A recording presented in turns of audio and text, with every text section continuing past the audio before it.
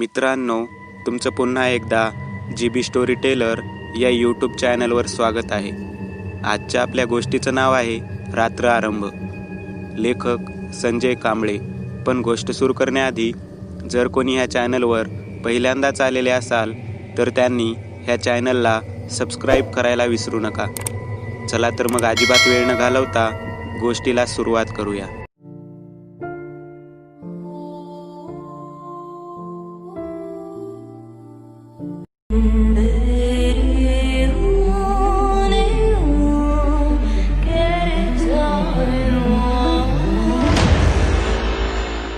आज कामाचा खूपच थकवा आला होता. म्हणजे आमचं सेल्समनचं काम असल्याने मार्केटिंगसाठी बाहेरगावीही जावं लागत असे. त्यातच दिवाळीचा सीझन म्हणजे कामातून वेळेचं भानच नसायचं. आज तर खूप लोकांच्या भेटी झालेल्या आणि शेवटच्या इसमाची भेट घेऊन रात्री 8 वाजता मी घरी परतायला लागलो. शहराच्या मध्यवर्ती बसस्थानकावरील गोंगाटातून चालत पुढे निघालो. प्रत्येकजण माझ्यासारखाच घाईत होता आपल्या घरी जाण्याच्या. SD, बस, रिक्षा, मोटरसायकल, दुचाकी, चारचाकी प्रत्येक वाहनांची जणू स्पर्धाच सुरू होती पुढे जाण्याची. त्यात माझ्यासारखे पादचारीही. मीही रस्त्यावरून येणाऱ्या प्रत्येक एसटीचा बोर्ड पाहत पुढे चालू लागलो. रात्र असल्याने समोरून येणाऱ्या वाहनांचा प्रकाश डोळ्यासमोर पडताच क्षणभर पुढचं दिसेनासं होई. बरीच शोधाशोध केली पण एकही जागा ट्रॅव्हल्समध्ये शिल्लक नव्हती. एक ट्रॅव्हल एजन्सी पालती घातली पण व्यर्थ. मग मोर्चा एसटीकडे, पण दीपावलीच्या सुट्ट्या पडल्याने एसटी पण फुल होत्या. आज नाईलाजानं इथंच एखाद्या हॉटेलमध्ये राहावं लागणार होतं. आजूबाजूलाच एखादा लॉज भेटतो का पाहिलं पण व्यर्थ. शेवटी रस्त्याकडेला उभा राहत एका रिक्षाला हात करू लागलो पण तेही थांबेनात. थकवा असा शरीरावर जडलेला की उभं राहण्याची ताकद अंगात राहिली नव्हती. त्यात येईल तो रिक्षावाला पाहत निघून जात होता. इतक्यात सायलेन्सरचा आवाज करत एक जीर्ण दिसणारी रिक्षा येताना दिसली. मी हात करताच माझ्यापासून थोडा पुढे जात एकदाचा थांबला. मी तर देवाला हातच जोडले. त्या रिक्षाच्या मागे एक वाक्य लिहिलं होतं, सत्य कल्पनेहून वेगळं असतं. आईला रिक्षावाला बराच वैचारिक दिसतोय, मी मनातल्या मनात म्हटलं आणि पाठीवरची बॅग सांभाळत तरातरा पुढे येत त्या चालकाकडे पाहिलं. साधारण 50शीतील त्या गृहस्थांचा चेहरा किंचित सुरकुतलेला, थकलेला जाणवत होता. अर्धवट पडलेलं टक्कल आणि कानावरचे कुरळे केस किंचित पांढरे झालेले. रेगारेगांचा चुरगळलेला पांढरा शर्ट, काळी पॅन्ट असा पेहराव्यातील त्या चालकानं माझ्याकडे एक कटाक्ष टाकत विचारलं, साहेब बोला, कुठं जायचं? जवळ राहायची सोय असेल एखादं हॉटेल? बसा. आवाज करत मला घेऊन त्याची रिक्षा एका लॉजच्या दिशेने निघाली. रस्ता थोडा सुनसानच होता. थंडी पडू लागली होती आणि रस्त्यावरची वर्दळही खूप कमी झालेली. दिवसभराच्या धावपळीने थकवा तर आलेलाच, डोळ्यावर झापड येऊ लागलं. किंचितशी डुलकी येतच होती की अचानक काहीतरी बिघडले. तशी रिक्षा रस्तेकडेला उभी करत मान बाहेर काढून मागील चाकाला पाहत म्हणाला, तिच्या मारी पंक्चर झाली राव. आजचा दिवसच बेकार होता माझ्यासाठी. तसा मीही काही बोलणार तोच तो पुढे म्हणाला, साहेब खूप वेळ लागेल, इथून थोड्या अंतरावरच काही लॉज आहेत. त्याच्या भावना समजून घेत पैसे दिले आणि 11 नंबरची बस पकडून निश्चित ठिकाणाकडे निघालो. काही अंतरावरच एक जुना गंजलेला बोर्ड दिसला, वेलकम लॉज. मधली 2-3 अक्षरं गंजून नाहीशी झालेली.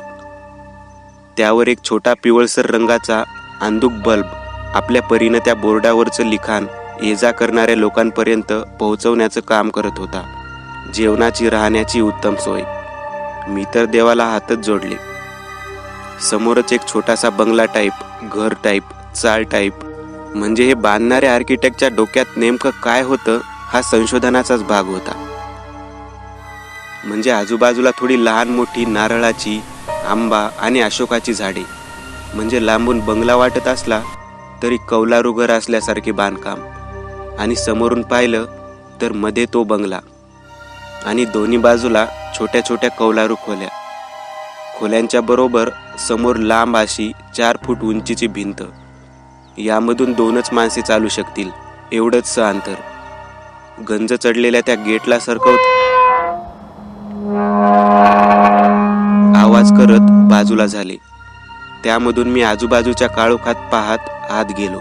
समोरच्या उघड्या दरवाजातून मधून आतल्या ट्यूबचा किंचितचा प्रकाश बाहेर येत होता. दरवाजा सरकवत मी आत गेलो तसे समोर एक वयस्कर इसम काउंटर शेजारी दिसले. खुरटी पांढरी दाढी, अंगात एक मळलेलं स्वेटर, तपकिरी रंगाचा डोक्याला मफलर गुंडाळलेला, पांढरी विजार आणि डोळ्यावर बाबा आझमच्या जमान्यातला चष्मा. मला पाहताच मान थोडी वर करत भुवया उंचावल्या. तसे मी येण्याचं कारण सांगितलं. पैसे हाती दिले आणि समोरच्या जुन्या अशा टेबलच्या ड्रावरमधून एक किल्ली काढून मागे येण्यास खुणावले. भिंतीवरील काही जुनाट रंग उडालेली पोस्टर पाहत आपली बॅग सावरत त्याच्या मागून चालू लागलो. तोच समोर नजर जाताच काळजाचा ठोकाच चुकला. एक 60-65ची वयस्कर म्हातारी आमच्याकडे पाहताना दिसली. तिला असा अचानक समोर पाहून मी जवळजवळ दचकलोच. पूर्ण निस्तेज पांढरा पडलेला चेहरा, पांढरे मोकळे केस, कपाळावर गडद मोठं लाल कुंकू, पोपटाच्या चोचीसारखे नाक, हिरवी गडद साडी, किलकिल्या खोलगट डोळ्यांखाली गडद काळी वर्तुळे. कदाचित हे दोघे पती पत्नी असावेत. काही खायला करायचं का? तिनं भरड्या आवाजात विचारलं. तसं मी म्हणालो, नाही नको, मी खाऊनच आलोय. माझे शब्द ऐकताच त्या वयस्कर व्यक्तीनं किंचितशी मान तिरकी करत मागे माझ्याकडे वळवली आणि म्हणाला, ती मला विचारते. आणि पुन्हा आपल्या बायकोकडे पाहत, हां, एवढं मोजकं बोलून चालू लागला. तसा मीही त्याच्या मागून निघालो. समोर लाकडी जिना होता, ज्यावर धुळीचा जाडसर थर साचलेला. आवाज करत एक एक जिन्याची पायरी चढत आम्ही वर पोहोचलो तर समोर लांब अशा चाळीसारख्या वाटणाऱ्या खोल्या दिसू लागल्या. मी चालता चालता प्रत्येक खोलीकडे पाहू लागलो. तसं लक्षात आलं की प्रत्येक खोलीला कुलूप लावलेलं होतं. थोडं विचित्र वाटलं, कारण मगापासून इतकी हॉटेल्स पाहिली जिथं एकही रूम शिल्लक नव्हती आणि इथं एकही रूम कोणी घेतलेली नाही. कदाचित शहरापासून थोडं दूर असल्याने कोणी इकडे येत नसावं. तो एक रूम शेजारी थांबला आणि कुलूप काढून किल्ली माझ्या हातात देत त्याच्यानुसार महत्त्वाच्या सूचना देऊ लागला. मी मनात म्हणालो, मला आजचीच रात्र राहायचं आहे, खरेदी पत्रक नाही करायचं. आणि सूचना संपवून तो माघारी फिरला. दिवसभर खूपच त्रास झालेला, त्यामुळे मी बॅग बाजूला ठेवून सरळ बेडवर आडवा झालो. पण लगेच आराम करून चालणार नव्हतं. खूप सारी बिलं तयार करायची होती. तसाच उठून बाथरूममध्ये फ्रेश होऊन आलो. आंघोळ घेतली तसा थकवा कुठच्या कुठं गायब झाला. बॅग जवळ घेत चेन उघडत लॅपटॉप बाहेर काढला आणि बॅग तशीच बाजूला ठेवत लॅपटॉप उघडून काम चालू केलं. काही वेळ काम करत होतोच की अचानक कोणीतरी माझ्या रूमच्या बाहेर उभा असल्याचं जाणवलं.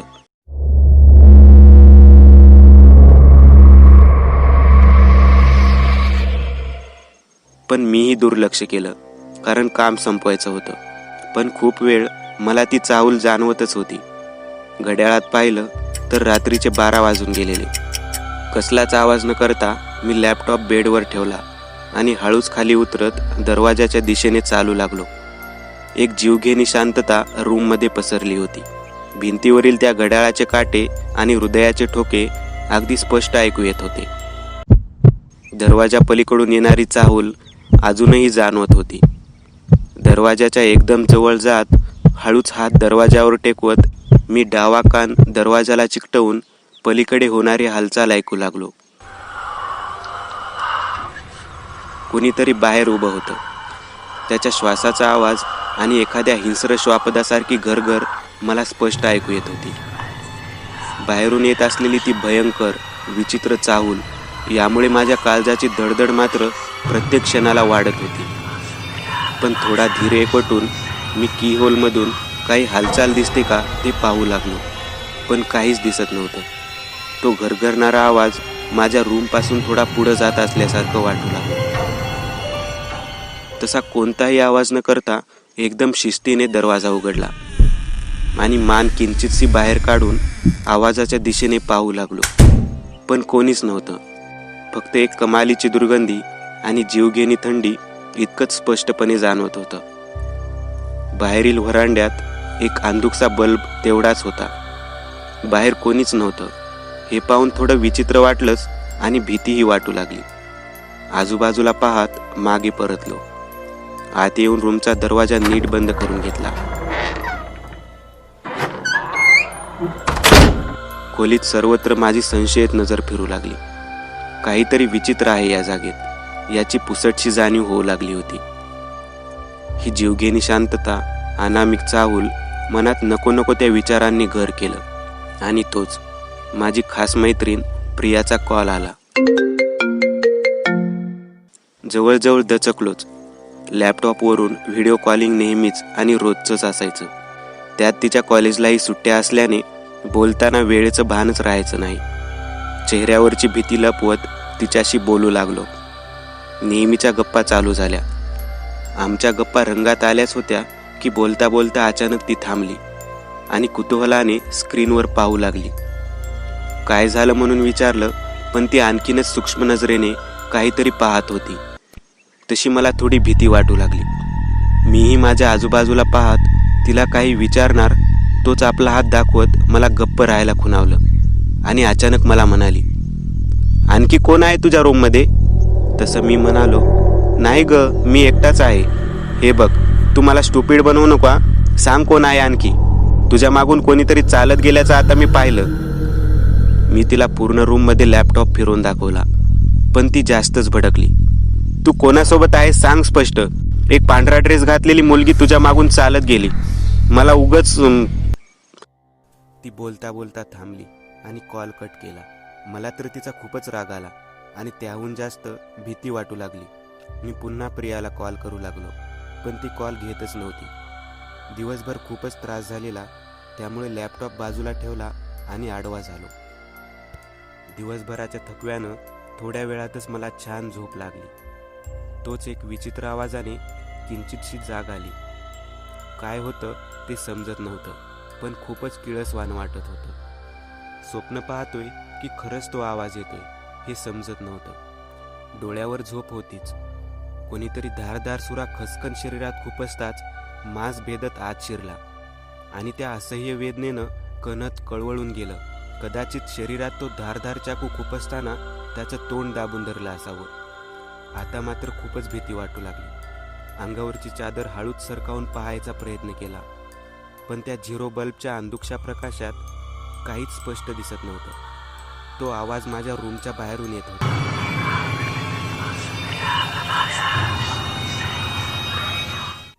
हळूहळू आवाज कमी होत येईनासा झाला.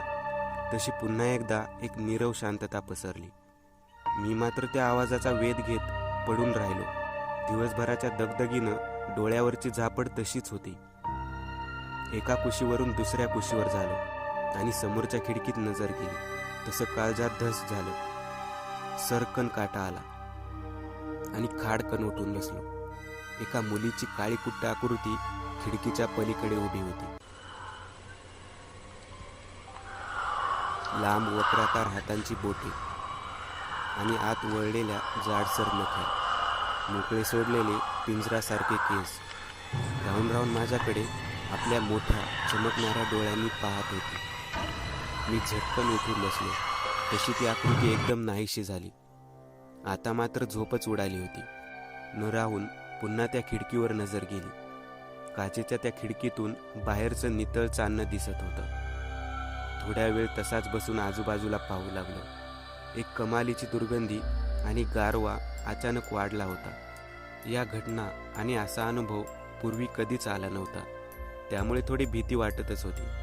खिडकी उघडून पाहावंसं वाटत होतं, पण धाडस होईना.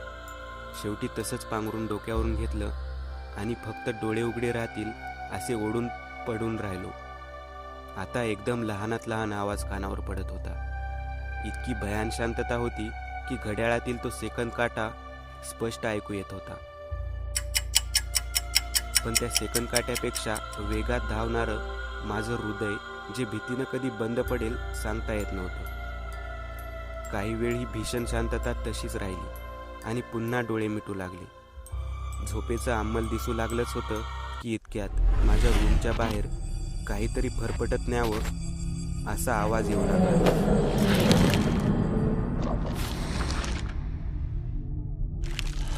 झटकन डोळे उघडले आणि बेडवर उठून बसलो. पण बाहेर जाऊन पाहण्याचं धाडस होत नव्हतं. पण किती वेळ असंच बसून राहणार? नेमकं काय चाललंय ते तरी समजू दे. शेवटी पांघरून बाजूला सरकवत उठलो आणि पावलांचा आवाज न करता दरवाजाच्या दिशेने चालू लागलो. फरफटत येत असलेला आवाज अजूनही येत होता. हळूच दरवाजा उघडून मान किंचितशी बाहेर काढली. पण बाहेरच्या अंधुक प्रकाशातून नीटसं काही दिसत नव्हतं. 6 रूमनंतर इंग्रजी यल आकाराचा रस्ता होता. तो आवाज तिथून तसाच पुढे सरकत असल्याचं जाणवलं. मीही दबक्या पावलांनी बाहेर पडून त्या आवाजाच्या दिशेने चालू लागलो. आता पायऱ्या सुरू झाल्या. तसा एक घाणेरडा दर्प नाकात शिरला. तोंडावर हात ठेवत तसाच खाली निघालो. एक एक पायरी उतरताना मनात अनामिक भीती होती. चोहीकडे एक नीरव शांतता पसरलेली आणि बाजूच्या एका झरोक्यातून बाहेरचा प्रकाश किंचित का असेना दिसत होता. काय असेल त्या तळघरात? कोणाचं मांस कापलं जात होतं? मनात विचारांचं काहूर माजलेलं. पायऱ्या संपल्या आणि तळघरातील जमिनीवर पाय ठेवताच कोणीतरी कणत असल्याचा आवाज आला आणि ठेवलेलं पाऊल मी भीतीने मागे घेतलं. पुढे जायचं की इथूनच मागे वळायचं या द्विधा मनस्थितीत अडकलो. पण आवाजात आर्तवेदना होती, जसं कुणीतरी मदतीसाठी बोलावतं.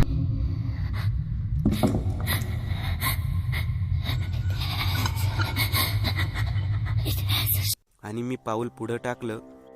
हळूहळू तो आवाज स्पष्ट होऊ लागला. तो एका मुलीचा आवाज होता. ती असह्य वेदनेने कणत होती.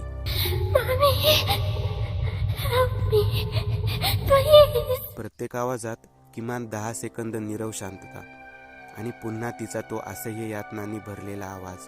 दबक्या पावलांनी मी पुढे चालत राहिलो. पण खाली खूपच अंधार आणि मांस सडल्यासारखी भयंकर दुर्गंधी येत होती. अंधारातही डोळे बंद करावेत इतका काळोख पसरला होता. पण काही अंतरावर एका छोट्या रूमच्या दरवाजाच्या फटीतून येणारा किंचितसा प्रकाश दिसला, जो कदाचित एखाद्या मेणबत्तीचा असावा. हलक्याशा हवेनेही तिचा प्रकाश कमी जास्त व्हायचा. मी त्याच्या दिशेने चालू लागलो. तिथली जमीन खूपच ओलसर आणि चिकट वाटत होती. पण काळोख असल्याने नीट काहीच दिसत नव्हतं. पायाखालची जमीन चिकट असल्याने मी भिंतीचा आधार घेऊन पुढे सरकत होतो. जेमतेम 20-25 फूट अंतर असेल. चिकट जमीन आणि मांस कुजल्यासारखी दुर्गंधी यामुळे माझ्या पोटात ढवळून उलटी येत होती. एक वेळ वाटलं की तिथून बाहेर पडावं, पण त्या मुलीचा असह्य यातनांनी कणत असल्याचा आवाज मला त्या काळोखात घेऊन जात होता.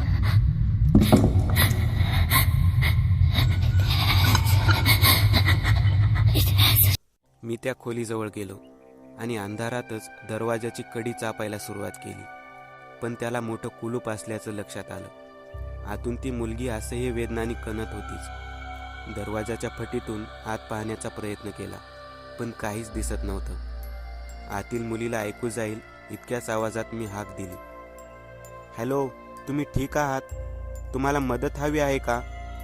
काही वेळ एक भयान शांतता पसरली. मी श्वास रोखून पलीकडून काही प्रतिसाद येतो का ते पाहू लागलो, पण सारं काही शांत होतं. मगापासून कणत असलेला तिचा आवाजही आता येईनासा झाला. मी पुन्हा दरवाजावर हलकीशी थाप देत पुन्हा हाक दिली, पण काहीच उत्तर आलं नाही. काही वेळ तशीच भयान शांतता पसरली.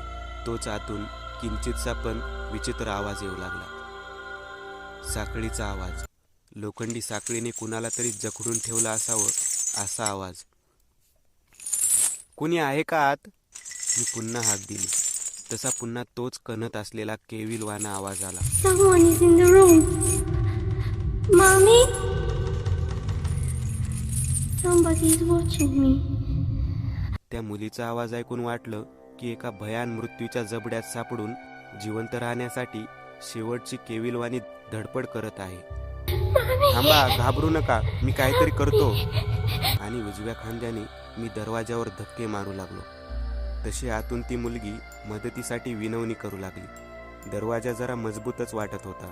जास्त जोरात धडक मारावी तर आवाज वरपर्यंत जाणार हे माहीत होतं. मी दरवाजाच्या फटीतून आत पाहिले. तशी मेणबत्तीच्या मंद प्रकाशात एक खूपच अशक्त मुलगी आत दिसत होती. माझ्या ठीक समोर. दरवाजापासून 5-6 फूट अंतरावर असेल ती. वृक्ष विस्कटलेल्या केसांचा पिंजरा झालेला. पांढऱ्या निस्तेज चेहऱ्यावर केविलवाणे भाव स्पष्ट दिसत होते. बारीक लांब ओठ, पण तिच्या चेहऱ्याला शोभणारे नाक, खोलगट गेलेले डोळे आणि अशक्तपणामुळे डोळ्याखालील काही वर्तुळे. गालावरून ओघळणाऱ्या अश्रूंमुळे गालावर उमटलेला काळवटपणा. मळलेला पांढरा ड्रेस. आपल्या दोन्ही गुडघ्यांवर बसून हात जोडून केविलवाण्या नजरेने माझ्या आवाजाच्या दिशेने पाहत होती. तिच्या वेदना पण मला सहन होईनाशा झाल्या. पुन्हा मी उजव्या खांद्याने दरवाजावर धक्के मारायला सुरुवात केली, पण व्यर्थ. आता थोडा राग आला. एकच पाऊल मागे सरकलो आणि दीर्घ श्वास घेत दोन्ही हाताच्या मुठी करकचून आवळत डाव्या पायाने जोराची तसा धाडकन दरवाजांनी खुळून खाली पडला. मेणबत्तीच्या अंधुक प्रकाशात मी त्या मुलीचा शोध घेऊ लागलो. खूपच कुबट वास पसरला होता. ती आडगळीची खोली असावी. एक पूर्णपणे तुटलेलं लाकडी कपाट, बाजूला एक स्टूल, त्यावर पिण्याच्या पाण्याचा माठ, ज्यावर धुळीचा जाडसर थर साचलेला. खोलीने हळत माझी नजर डावीकडे गेली. तसा सुन्नत झालो. काळजाचा ठोकाच चुकला. मनात इतकी भीती दाटली होती की काही क्षणापूर्वी थंडीने गारटलेल्या शरीराला भीतीनं अक्षरशः घाम फुटला. माझ्यापासून काही अंतरावर ती मुलगी होती, पण तिचे पाय जमिनीपासून 2.5-3 फूट अंतरावर लोंबकाळत होते. लांब पांढरा ड्रेस, जो खूपच मळलेला दिसत होता. माझी नजर तशीच तिच्या चेहऱ्यावर गेली. डोळे मिटलेले, खूपच निष्पाप अशा तिच्या चेहऱ्यावरून ओघळणारे तिचे अश्रू अजूनही ओले होते. गळ्याला बांधलेली लांब रस्सी वर एक हुकाला अडकवलेली. तसाच जवळ जात तिच्या हाताला स्पर्श केला. तो पूर्णपणे थंड पडला होता. तिने केव्हाच प्राण सोडलेला. अचानक एक विचार चमकून गेला. मग मदत कोण मागत होतं? तसं पुन्हा एक मुलगी वेदनेने कणत असलेला तो आवाज घुमला.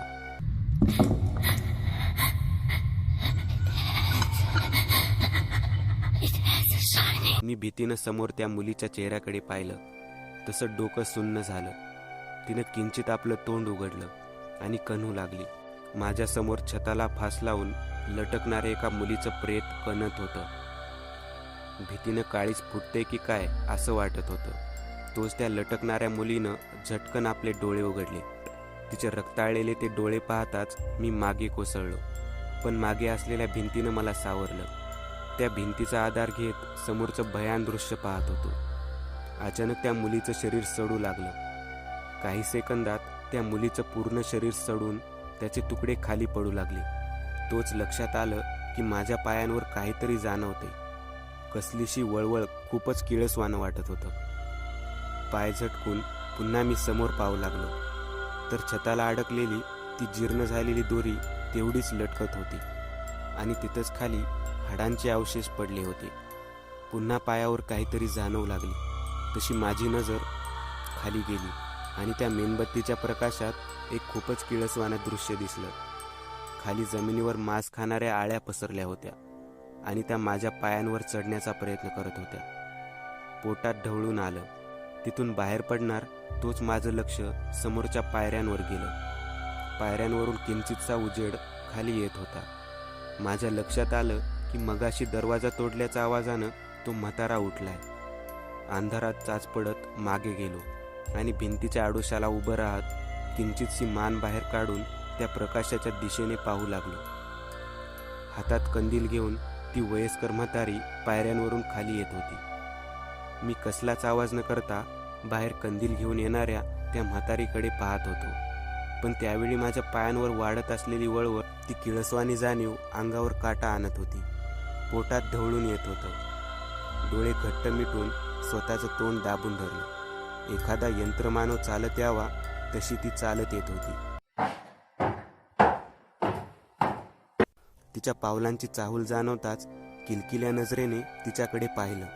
कंदिलाच्या मिनमिनत्या प्रकाशात तिचा पांढरा पण खूपच सुरकुतलेला चेहरा स्पष्ट दिसत होता. चेहऱ्याभोवती विस्कटलेले लांब पांढरे केस, लांब नाक आणि खोलगट डोळे यामुळे खूपच भीतीदायक वाटत होतं.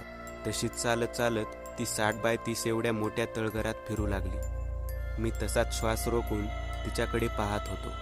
चालत चालत ती मी लपून बसलेल्या रूमजवळ आली आणि तशीच थांबून एकटक पाहू लागली. माझ्या मनात विचार आला की जर हिने मला पाहिले तर, पण तशी वेळ आली नाही.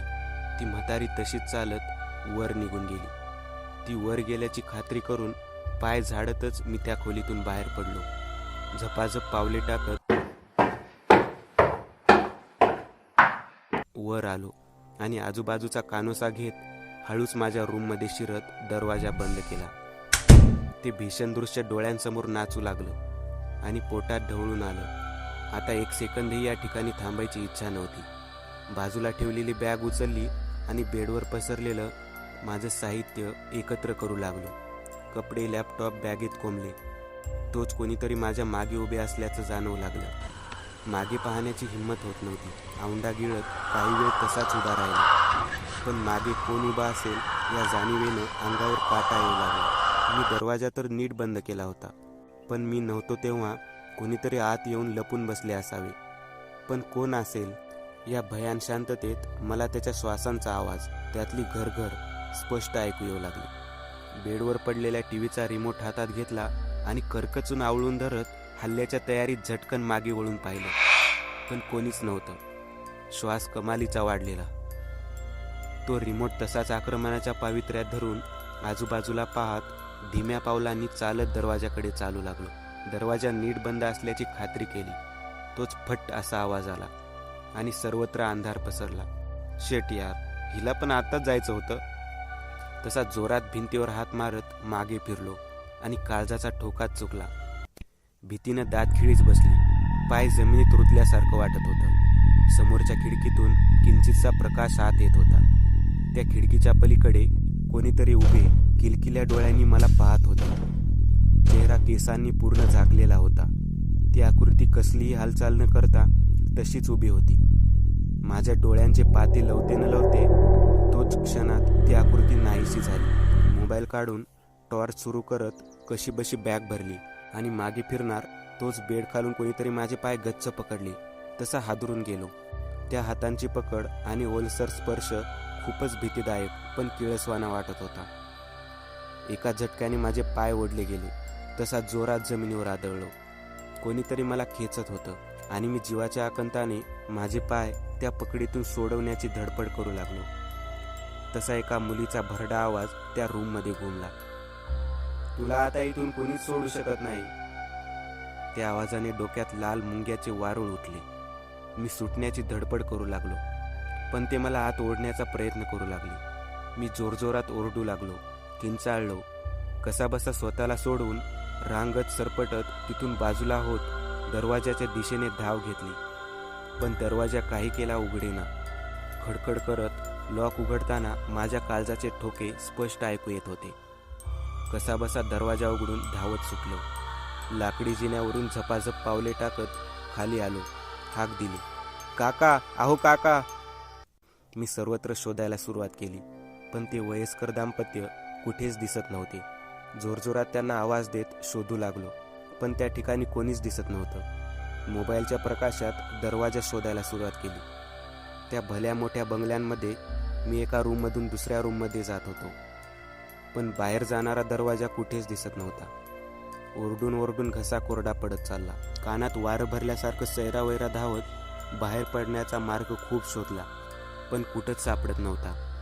दिसेल त्या दरवाजावर लाथा मारायला सुरुवात केली, पण शरीर थकून गेलं. धापा टाकत भिंतीला डोकं टेकून भीतीने थरथर कापत उभा होतो. मोबाईल पाहिला तर 3 वाजून गेले होते. ही रात्र कधी संपेल की ही रात्र कधी संपणारच नाही. मोबाईलवरून मित्रांचे नंबर डायल केले, पण कोणाचाच नंबर लागत नव्हता. मोबाईल तसाच हातात धरून बसून राहिलो. काय करावं काहीच सुचत नव्हतं. भयान काळोख. कुणीतरी हुंदके देत रडत असल्याचं ऐकू येऊ लागलं. मी दबक्या पावलांनी त्या दिशेने चालू लागलो. तसा तो आवाज येईनासा झाला. मी श्वास रोखून काही हालचाल, एखादी चाहूल जाणवते का पाहू लागलो. भिंतीला एका हाताने स्पर्श करत दबक्या पावलांनी चालत होतो.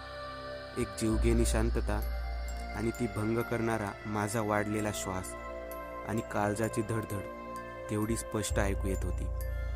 तोच मोबाईलच्या प्रकाशात काही अंतरावर थोडी हालचाल होत असल्यासारखं वाटू लागलं. जागेवर थांबून ती हालचाल बारकाईने पाहू लागलो. तोच कानाचे पडदे फाडून टाकणाऱ्या किंकाळीने परिसर हादरून गेला.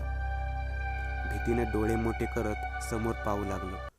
तशी एक मुलगी धावत माझ्याकडे येऊ लागली. पांढरा निस्तेज चेहरा, काळे डोळे, जबडा पूर्णपणे पसरून भीषण किंकाळ्या तिच्या तोंडातून येत होत्या. लांब पायापर्यंत पांढरा ड्रेस. आता मृत्यू निश्चित आहे. हातबल होऊन जागेवरच थांबलो.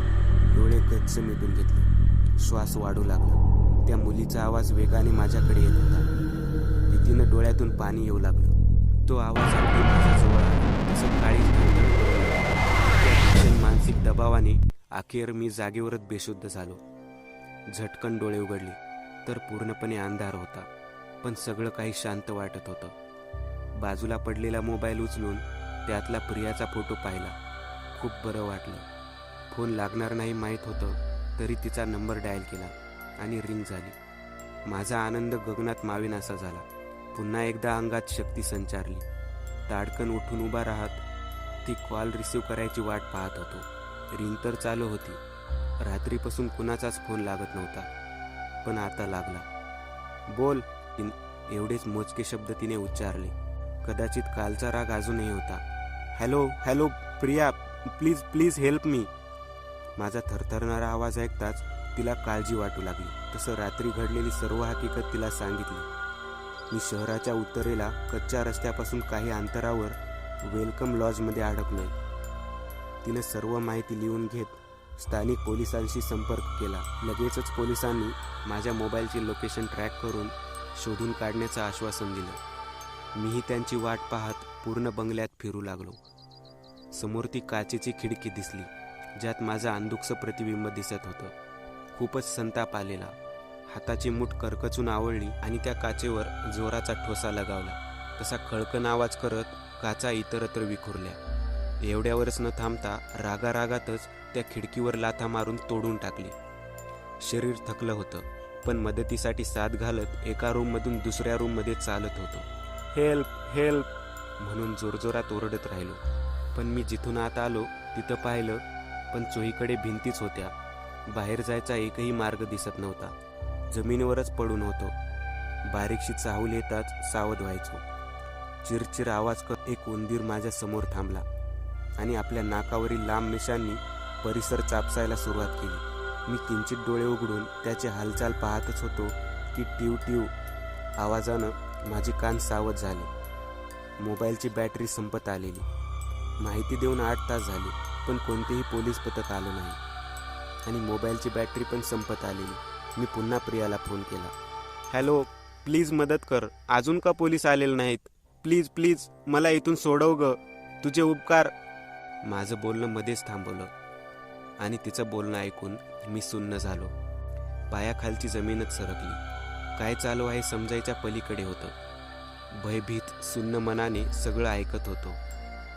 तोच इथं येण्याआधी त्या रिक्षाच्या मागे लिहिलेलं वाक्य आठवलं. सत्य कल्पनेपेक्षा वेगळं असतं. भिंतीचा आधार घेत हळूहळू खाली डाव्या कुशीवर पडत सगळं काही आठवू लागलो.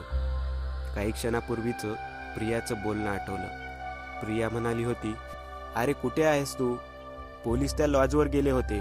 तुझ्या मोबाईलची लोकेशनवरून तो लॉज सापडला, पण तू कुठे होतास? प्रत्येक रूम शोधली आणि आम्ही कॉल केला तर तुझा कॉल लागत नव्हता. थांब, इन्स्पेक्टर साहेबांशी बोल. ती पोलीस स्टेशनमध्येच होती. येस मिस्टर संजय, कुठं आहात आपण?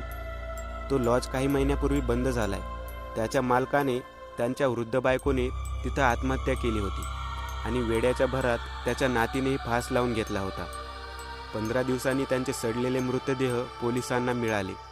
बाय द वे, आम्ही सर्वत्र शोधलं. काचांचा पडलेला खच दिसला, त्यावर रक्त ताजं होतं आणि तुमचा लॅपटॉपही भेटला. एक रूम शोधली, पण तुम्ही कुठेच दिसला.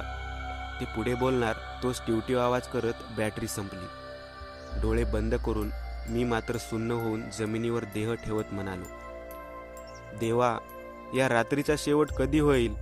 तसं किळसवानं हास्य चोहोबाजूने ऐकू येऊ लागलं आणि एका स्त्रीचा भरडा आवाज आला. ते शब्द तसेच येत राहिले. रात्रीचा शेवट? हा तर रात्र आरंभ आहे. मित्रांनो, आज पुरतं एवढंच. तुम्हाला जर काही गोष्ट आवडली असेल तर नक्की लाईक करा. तुमच्यापैकी बरेचसे जण व्हिडिओ लाईक न करताच पळून जातात. पण हा जर व्हिडिओ तुम्ही लाईक केला तर मला जरा बरं वाटेल आणि असेच भारी भारी व्हिडिओ बनवायची माझ्यात एनर्जी येईल. त्यामुळे नक्की लाईक करा. आणि अजूनही कोणी या चॅनलला सबस्क्राईब केलेलं नसाल तर लगेच सबस्क्राईब करून टाका. आणि बाजूची घंटी ती मात्र दाबायला विसरू नका. देवाची घंटी आहे ती. चला तर मग पुन्हा भेटूया अशीच एक आगळी वेगळी गोष्ट घेऊन पुढच्या भागात.